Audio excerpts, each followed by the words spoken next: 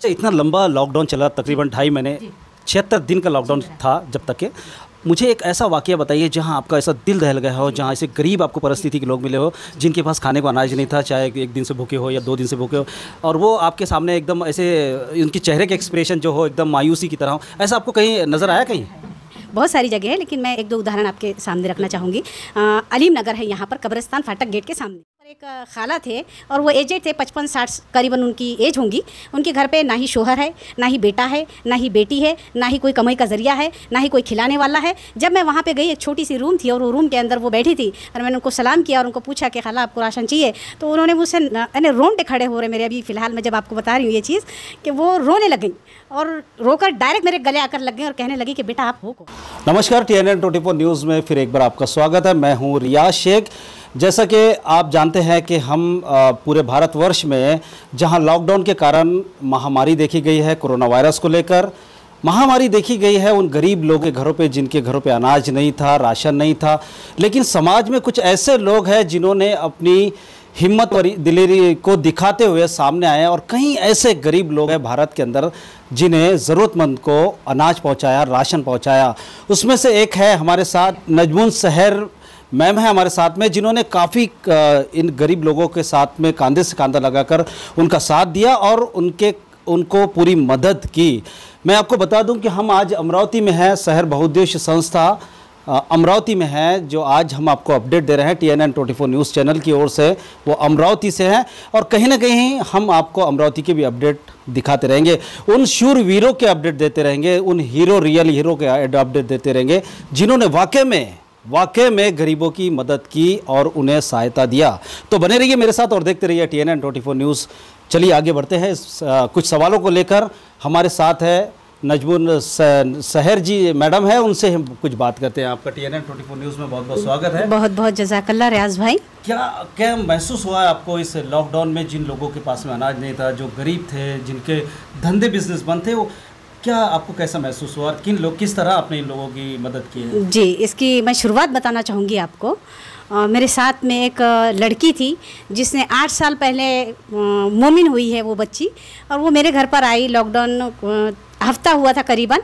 हफ्ते के बाद में घर पे आई और कहने लगी कि अपी हमको कुछ करना चाहिए। मैं बोली हाँ मैं तो रेडी हूँ, मेरे पास में किटें तैयार है, राशन देने की तैयारी है, क्या करना चाहिए, आपके जहन में क्या है?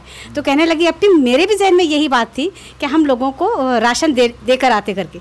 बस हमने हमारी गाड़ी उठाई, वो जो किटें तैयार थी, हम हमारे सफ़र पर निकल पड़े। अच्छा। तो अल्लाह का इतना करम हुआ कि जैसा हमने शुरुआत जो की थी, तो वो शुरुआत हमको नहीं पता थी कि हम 1000 लोगों तक के पहुँच पाएंगे, क्योंकि उतना काम मैं अकेला ही चला था जानी पे मंजिल, मगर लोग साथ आते गए और कारवा बनता गया। इसी तरीके से यस राइट जी। बस ये अल्लाह की रहमत बोलना पड़ेगा।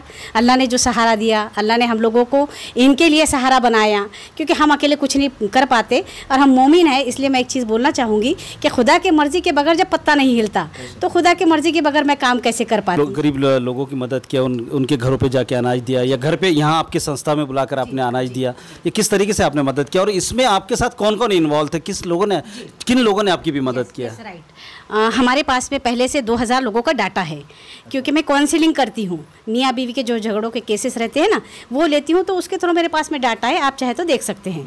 वो डाटा के थ्रू हमने पहले रजिस्टर चेक किया और हमारे माइंड में कहीं ना कहीं ये था कि किस बहन को हमारी आज ज़रूरत है। हमने पहले वो घरों की लिस्ट निकाली, उन घरों पर जाके उनको पहले राशन दिया। फिर आपको मालूम है कि हम अगर रियाज भाई से पूछते हैं तो रियाज भाई के पास भी 10 नाम होते हैं।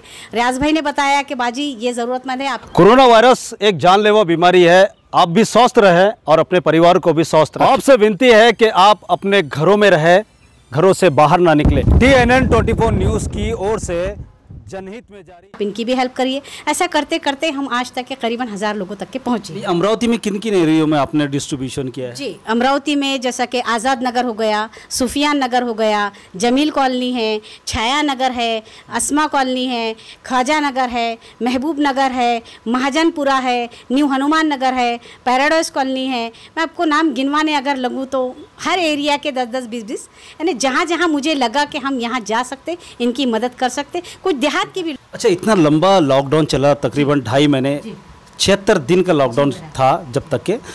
मुझे एक ऐसा वाक़या बताइए जहां आपका ऐसा दिल दहल गया हो, जहां ऐसे गरीब आपको परिस्थिति के लोग मिले हो जिनके पास खाने को अनाज नहीं था, चाहे एक दिन से भूखे हो या 2 दिन से भूखे हो, और वो आपके सामने एकदम ऐसे उनकी चेहरे के एक्सप्रेशन जो हो एकदम मायूसी की तरह हो, ऐसा आपको कहीं नज़र आया कहीं?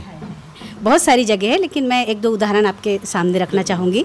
अलीम नगर है यहाँ पर, कब्रिस्तान फाटक गेट के सामने। तो मुझे किसी ने बताया था, उन भाई से मेरी पहचान नहीं थी, लेकिन जब हम लोग राशन देने के लिए गए थे तो वो भाई मेरे पास आए और कहने लगे कि बाजी आप किसी को भी देते क्या आप पहचान के लोगों को देते? मैंने कहा भाई ऐसा नहीं है, जो मुस्तहिक है मैं उन लोगों तक पहुंचना चाहती हूं। तो उन्होंने कहा कि एक काम करिए, मैं आपको एक घर लेकर जाता हूं, आप वो देख लीजिए। तो मैं जब गई वहाँ पर एक खाला थे और वो एजेड थे, 55-60 करीबन उनकी एज होंगी। उनके घर पे ना ही शोहर है, ना ही बेटा है, ना ही बेटी है, ना ही कोई कमाई का ज़रिया है, ना ही कोई खिलाने वाला है। जब मैं वहाँ पे गई, एक छोटी सी रूम थी और वो रूम के अंदर वो बैठी थी और मैंने उनको सलाम किया और उनको पूछा कि खाला आपको राशन चाहिए? तो उन्होंने मुझसे रोंगटे खड़े हो रहे मेरे, अभी फ़िलहाल मैं जब आपको बता रही हूँ ये चीज़, कि वो रोने लग गई और रोकर डायरेक्ट मेरे गले आकर लग गए और कहने लगी कि बेटा आप हो कौन? मैंने कहा खाला ये मत पूछिए कि मैं कौन हूँ, आप ये राशन रख लीजिए और जब भी आपको किसी चीज़ की ज़रूरत पड़ती है तो ये मेरा नंबर रखें और मुझे आप कॉल कर लेना। क्या उनके पास अनाज कितने दिनों से ख़त्म हो गया था?